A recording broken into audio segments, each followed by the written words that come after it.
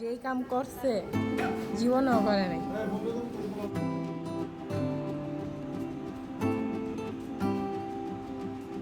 Hello friends, আসসালামু আলাইকুম। আমি শাহনাজ অ্যানি সুম্বিরি চ্যানেলে আপনাদেরকে ওয়েলকাম করছি। তে কে কোথায় আছেন, কেমন আছেন, অবশ্যই আমাকে কমেন্ট করে জানিয়ে দিবেন এবং লাইক এবং কমেন্ট সাবস্ক্রাইব করে আমার চ্যানেলটির পাশে থাকবেন। তো এই তো কুরবানি ঈদের পরের আরও একটি নতুন ব্লগ নিয়ে আপনাদের সামনে হাজির হয়ে গেলাম। তো এই তো আজকের ব্লগটিতে যা যা থাকছে তা প্রথমে দেখিয়ে দিচ্ছি।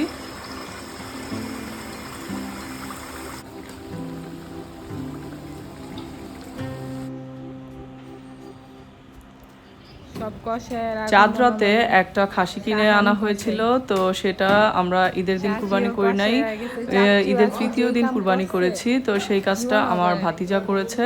তো আমার ভাতিজা, আমার হাজবেন্ড এরা মিলে বাড়িতেই সাহান কষে খাসিটাকে নিজেরাই সেরে নিয়েছে। তো এই তো তার ভিডিও। ঈদের তৃতীয় দিন আমি আমার বাবার বাড়িতে যাওয়া হয় নাই। তো আমার বাবা মাই পরে আমার বাসায় আম, কাঁঠাল, লিচু এগুলো নিয়ে চলে আসলো। তো এই তো আমাদের গাছের কাঁঠাল আর গাছের আম আর লিচুটা কিনা ছিল। দেখা গিয়েছে প্রত্যেকবার ঈদের পরপরই আমার বাবার বাড়িতে যাওয়া হয় ঈদের ছুটিতে, কিন্তু এবার আর সেটা হয়ে ওঠেনি। তো আমার বাবা মা অস্থির হয়ে গিয়েছে, কবে যাব, দেখতে পাচ্ছে না এরকম করে। তো তারাই কি করলো, আম, কাঁঠাল, লিচু এগুলো নিয়ে আমার বাসায় চলে আসলো। এই তো আমার মা বুঝিয়ে দিচ্ছিল কোন গাছের আম কোনটা মিষ্টি, কোনটা টক, কোনটা আগে খাবো, কোনটা পরে খাবো। তো এই তো সেগুলো আমি দেখে নিচ্ছিলাম। আর আমার এক মেজো খালা আমেরিকা থেকে বাংলাদেশে এসেছেন। তো সে কিছু গিফট এনেছে আমাদের জন্যে। তো সেগুলি আমার মা আমাকে বের করে দেখিয়ে দিচ্ছিল। তো এই তো আমার জন্য একটা শাল এনেছিল। তারপর আমার মেয়েদের জন্য কিছু কসমেটিক্স, সাবান, লিপ গ্লস, এই এই তো। তো দুপুরে খাওয়া দাওয়ার পরে বিকেলের নাস্তার জন্য আমি দুধ দিয়ে সেমাই রান্না করে নিলাম। আমার বাবা আমার হাতের এই লাল সেমাইটা খেতে খুব পছন্দ করেন। তার জন্য আমি, দেখা গিয়েছে অন্যান্য নাস্তাও ছিল, তারপর আমি হাতের একটু সেমাই তৈরি করে নিলাম। এটা ছিল তার পরের দিন। আমার মেয়ে বলতেছে একই গরুর মাংস খেতে খেতে সে বিরক্ত হয়ে গিয়েছে, তো অন্য কিছু করতে বলতেছে। তো আমি, দেখা গিয়েছে ঈদের দিনই আমরা রানের মাংস থেকে আলাদা করে রাখি কিছু মাংস, তো সেই মাংস দিয়ে আমি চাপ রান্নার জন্য এই তো 3 কেজির মতো মাংস নিয়ে নিয়েছি। তো মাংসগুলোকে এইভাবে মিডিয়াম পাতলা করে ছোট ছোট করে কেটে নিয়েছি। তো মাংসের টুকরাগুলো এরকম হবে, ঠিকটা এরকম হবে, এই সাইজ হবে।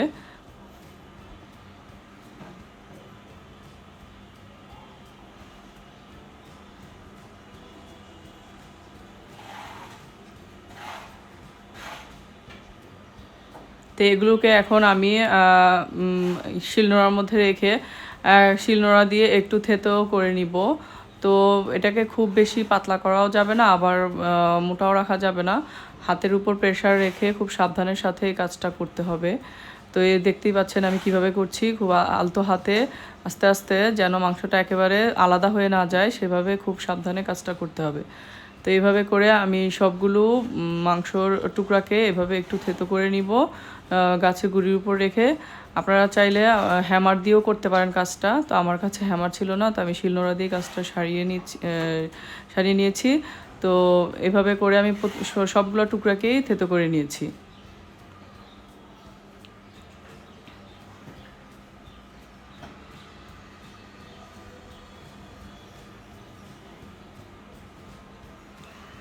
তো চাপের মাংসে দেওয়ার জন্য আমি একটা মশলা রেডি করে নিচ্ছি। এখানে এলাচ আর দারচিনির কিছু টুকরা আছে। তো এখানে আমি এই পরিমাণ এলাচ আর দারচিনি নিয়েছি, এটা দিয়ে বেটে আমি একটা মশলা রেডি করে নিব। তো এখানে আমি সব ধরনের মশলাগুলোকে একসাথে করে নিয়েছি। তো এখানে আমি 1 বাটি পেঁয়াজ নিয়েছি, আদা রসুন নিয়েছি 1 বাটি, এলাচ দারচিনি বাটা, তারপরে মরিচের গুঁড়া 3 টেবিল চামচ, জিরার গুঁড়া 3 টেবিল চামচ, ধনিয়া গুঁড়া 3 টেবিল চামচ, টক দই, তারপরে 1 কাপ তেল, তারপরে 1 চামচ পরিমাণ কালো জিরা, এগুলো দিয়ে আমি খুব ভালোভাবে আস্তে আস্তে করে হাত দিয়ে মেখে নিব। এই তো আমি সবগুলো বাটিকে খুব চেঁচে পুছে ভালো করে দিয়ে দিচ্ছি।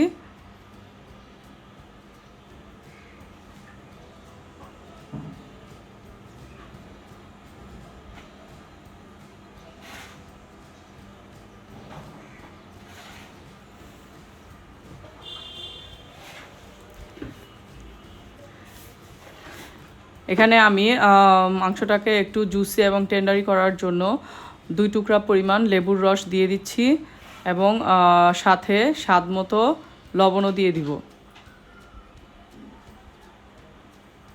দিয়ে খুব ভালোভাবে হাত দিয়ে উল্টে পাল্টে মেখে নিব যাতে প্রতিটা টুকরার মধ্যে মশলা পৌঁছায়। তো আমি গরম মশলাও দিয়ে নিচ্ছি প্রায় 3 টেবিল চামচের পরিমাণ। তো এখানে দিয়ে সেটাকে আমি ভালোভাবে মেখে নিচ্ছি। বারবার হাত দিয়ে ভালোভাবে খুব উল্টে পাল্টে খুব ভালোভাবে মেখে নিতে হবে যেন মাংসের কোনো জায়গায় ফাঁকা না থাকে, তাহলে কিন্তু মশলা ঢুকবে না। তো এইভাবে আমি 3 থেকে 4 ঘন্টা রেখে দিব। তারপরে চুলায় একটা গর্ত প্যান বসিয়ে সেখানে ভরে তেল দিয়ে দিব। আপনারা চাইলে গর্ত কড়াইতেও দিতে পারেন। তো এটাকে ডুবো তেলে ভাজতে হবে। তো সেই জন্য একটু বেশি পরিমাণে তেল লাগবে। তো আমি এই জন্য কড়াইটা ভর্তি করে তেল নিয়ে নিয়েছি এবং এই তেলটাকে মিডিয়াম হিটে খুব ভালোভাবে গরম করে নিব। খুব বেশি একেবারে হাই হিটে গরম করা যাবে না, মিডিয়াম হিটে গরম করে নিলেই হবে। তো একে একে আমি এখন চাপগুলোকে আস্তে আস্তে ছড়িয়ে দিব। তো একটা একটা করে আমি দিয়ে দিব যাতে একটার সাথে একটা দলা পেকে না থাকে। আমি খুলে খুলে একটা ছড়িয়ে ছড়িয়ে খুব সুন্দরভাবে তেলের উপর ছড়িয়ে দিব। তো এভাবে করে আমি দেখা গিয়েছে অনেকগুলো চাপ একসাথে ভেজে নিব এবং এই অবস্থায় আমি চুলাটাকে মিডিয়াম হিটে রেখেছি। খুব বেশি হাই হিটে ভাজা যাবে না, তাহলে পুড়ে যাবে। মিডিয়াম হিটে প্রথমে রেখে হালকা একটু যখন হয়ে আসবে তারপর চুলাটাকে একটু লোতে করে দিব। তো আমরা দেখা গিয়েছে চাপটা প্রতি বছরই করা হয়। যখন নাকি কুরবানি করা হয় গরুর, তখন দেখা গিয়েছে গরুর মাংসের রানের টুকরাগুলো, নরম মাংসের টুকরাগুলো আমরা রেখে দিই এই চাপ খাওয়ার জন্য। তো আমরা সেজন্যই দেখা গিয়েছে ঘরেই তৈরি করে আমরা চাপটা খেতে পারি। আর এই চাপটা খেতে কিন্তু খুবই সুস্বাদু হয় এবং আপনারা কিন্তু ঘরের মধ্যে বানিয়েই দেখা গিয়েছে রুটি, নান, পরোটা, সাদা ভাত, পোলাও যে কোনো কিছুর সাথে এটা খুব ভালো লাগে এবং অতিথি আপ্যায়নেও কিন্তু এটা খুব ভালো যায়। তারপরে দেখা গিয়েছে একসাথে অনেকগুলো রেডি করে রেখে আধা ভাজা করে রেখে একটা বক্সে করে আপনি প্রিজার্ভও করতে পারবেন। তো আমরা সেটা করি, দেখা গিয়েছে বেশি করে একটু রেডি করে রেখে হয়তো কিছু এখন খাবো আবার পরের জন্য কিছু রেখে দিই। এই তো আমি একটা ঢাকনা দিয়ে ঢেকে দিব যেন একটু সিদ্ধ হয়।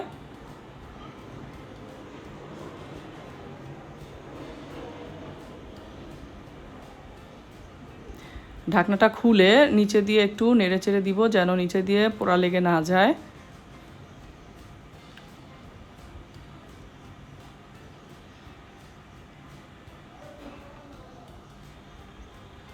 তো এভাবে ভাজতে ভাজতে যখন এরকম একটা কালচে টাইপ কালার চলে আসবে তো বুঝতে হবে যে আমাদের চা প্রায় হয়ে গিয়েছে। তো এই অবস্থায় একটু ভাজা ভাজা করে তারপরে চুলা থেকে আমরা নামিয়ে পরিবেশন করব দেখা সালাদ অথবা রুটি পরোটা যে কোনো সাথে।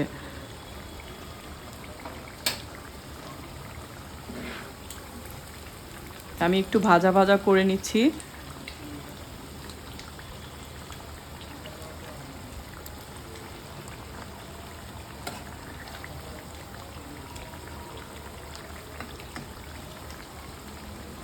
তো এক কড়াই দেওয়ার পরে আমার আরও কিছু বাকি ছিল, তো আমি সেগুলোকেই ভেজে নিচ্ছি। তারপরে আমরা রাতের ডিনারে এটা খাওয়ার জন্য কিছু পরোটা বানিয়ে নিয়েছি এবং সালাদ করে নিয়েছি এবং আমি একটা মেয়োনেজও তৈরি করেছিলাম আমার নিজের হাতের তৈরি। তো সেটা দিয়েও খেতে খুব ভালো লাগে। তা আমরা রাতে খুব তৃপ্তি করে সবাই খেয়েছিলাম এবং সবাই বলেছিল যে খুব মজা হয়েছে। তো এই তো এই আজকের মতো ভিডিওটি এই পর্যন্তই। সবাই ভালো থাকবেন। আল্লাহ হাফেজ।